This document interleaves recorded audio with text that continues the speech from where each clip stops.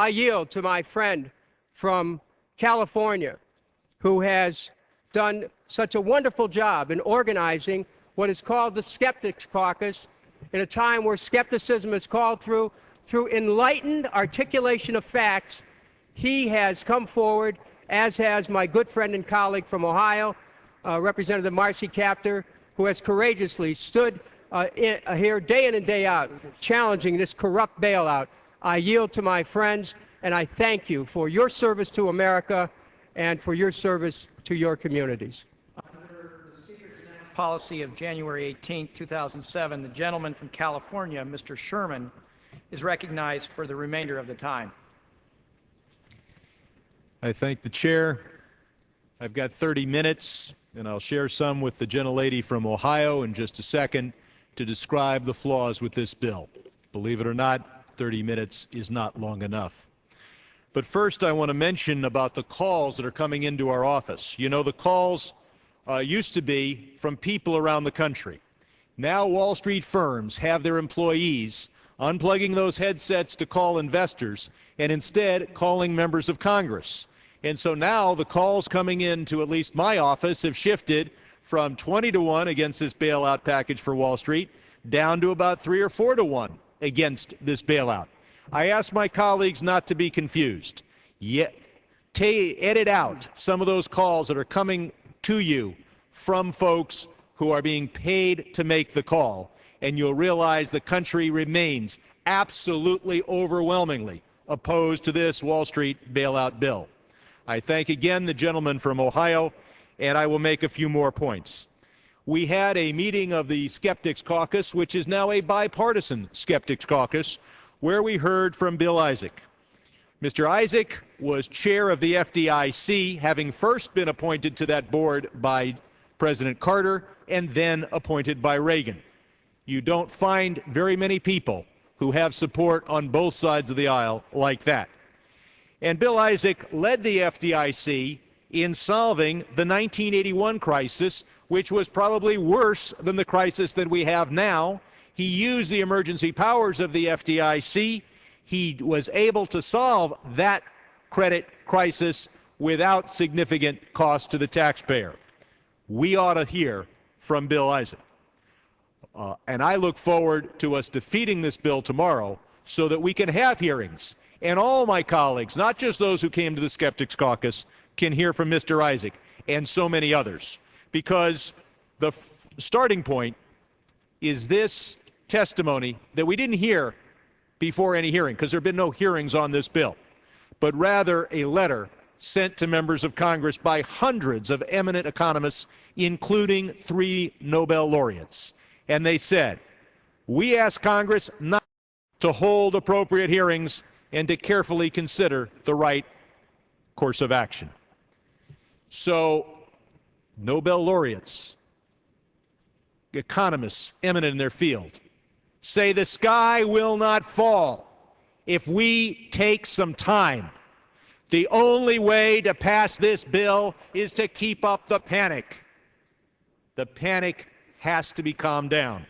We've got a few days. We've got a week. We've got 10 days, and that's more than enough time to write a much better bill.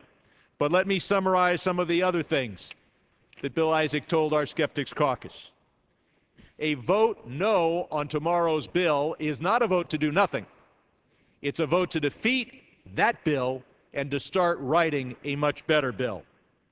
Under the bill that comes before us tomorrow, in Mr. Isaac's belief, half of all the money is going to be used to bail out foreign investors who made dumb business decisions. Now, I'm not real sure that I want to use taxpayers' money to bail out American investors who made bad business decisions. But why are we bailing out the Bank of China? Why are we bailing out the Saudi royal family? We are doing so because they demand it. They communicate those demands at the highest level to our administration.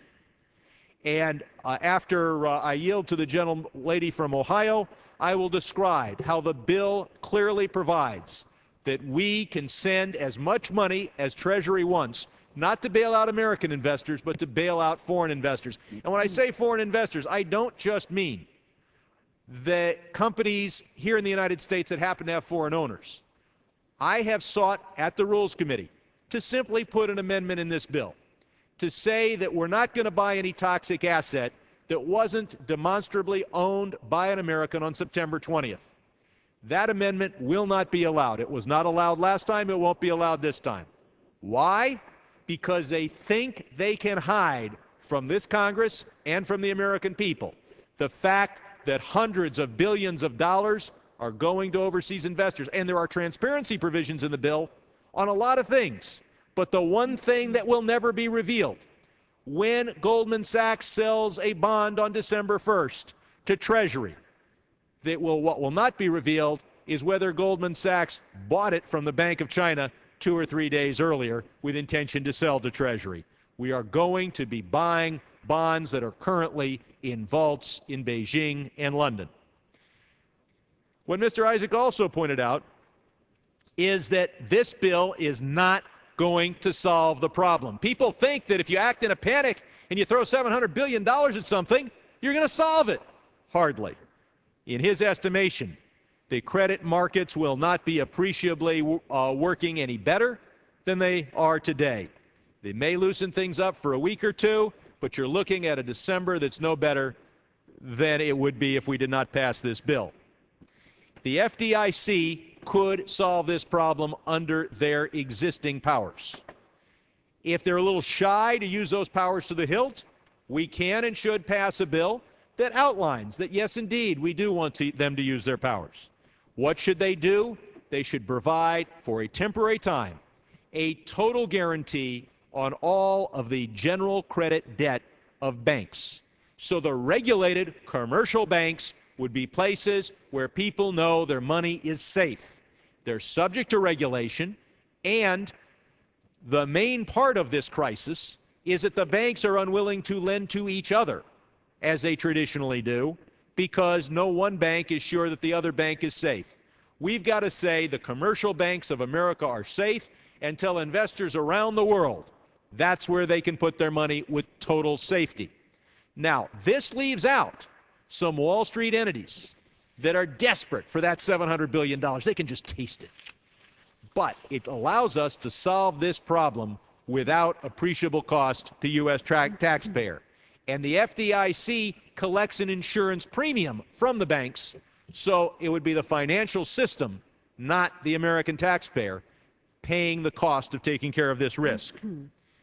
Now, I would hope that every member of Congress has received my blue paper.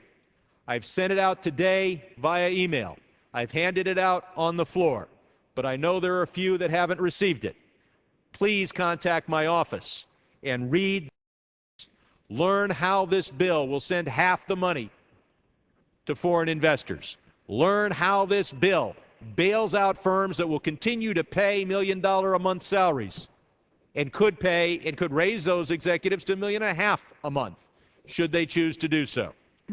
Please read the paper, read about the key provisions of the bill, and then you'll be armed with the information necessary to deal with the fearmongers that tell you, well, you had to pass that bill.